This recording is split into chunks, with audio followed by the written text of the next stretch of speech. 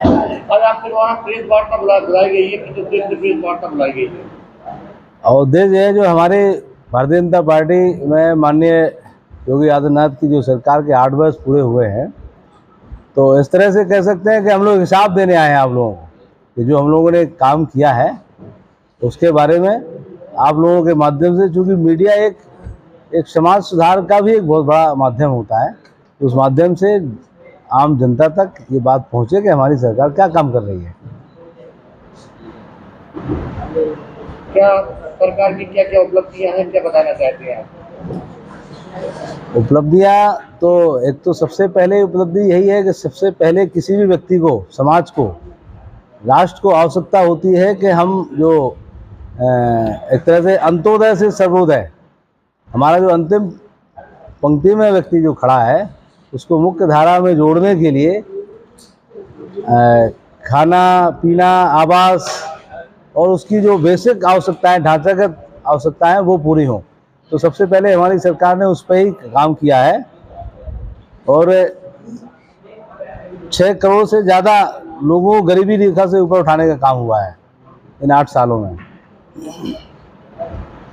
सामाजिक सुरक्षा, पेंशन, आप सब लोगों को, चूँकि मीडिया बंधु से तो कोई छुपा नहीं है, और आज की तारीख में तो चूँकि कनेक्टिविटी का ऐसा साधन है मोबाइल की दुनिया में कि सब कुछ आपके हाथ में है।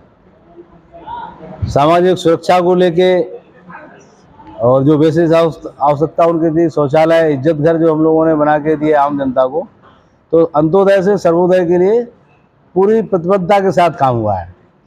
और उसमें डीबीटी के माध्यम से जो आम जनमानस को परेशानी होती थी उनके सीधे खाते में जो पैसा पहुंचा है, तो भ्रष्टाचार में भी उसमें काफ़ी हद तक रोक लगी है। योगी सरकार के 8 साल पूरे हो गए हैं, क्या क्या योजना उन्होंने गरीब जनता या वासियों को दी है?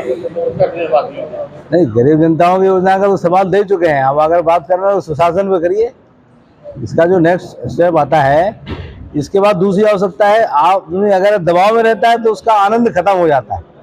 अगर वो फ्री रूप में रहे, घर से भी अनुमान करिए, हम सब लोग करते हैं कि अगर वो स्वच्छंद रूप से वो अपने मन से अपना काम कर सके, किसी के दबाव में नहीं रहे, तो उससे अच्छा आनंद नहीं आएगा। तो वो सुशासन का राज तो इस सरकार में आप देख ही रहे हो।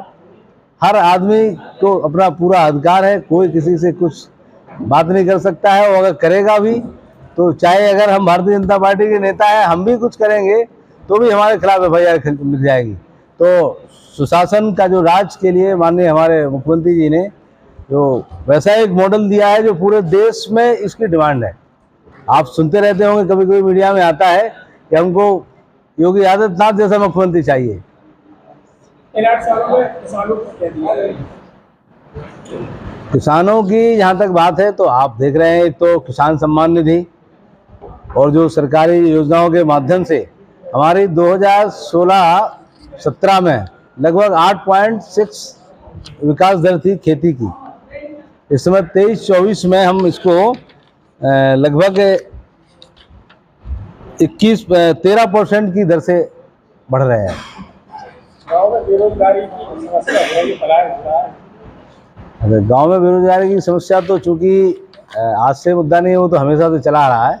लेकिन अगर वो देखेंगे तो सरकार की प्रतिबद्धता की बात करें तो सबसे पहले माननीय मोदी जी की सरकार आई और फिर योगी जी की भी आई। तो जो कौशल विकास का जो अभियान चलाया गया, और अभी विश्वकर्मा,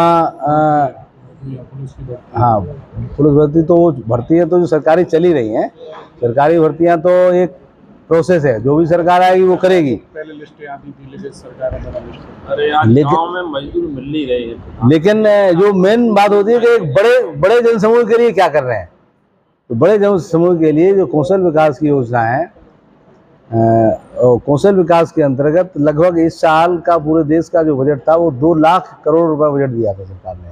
तो जो हमारे युवा है, जो जिस क्षेत्र में काम कर सकते हैं, जैसे, और हर वर्ग के लिए दिया है। अगर बढ़ई है तो बढ़ई का अच्छा काम कर सकता है, लोहार है तो लोहार का अच्छा काम कर सकता है, सोनी है तो सुनार का अच्छा काम कर सकता है। उसको लिए कौशल विकास के द्वारा प्रशिक्षण दिया जाएगा और उनको सरकार द्वारा लोन की व्यवस्था कराई गई बगैर गारंटी के 5 लाख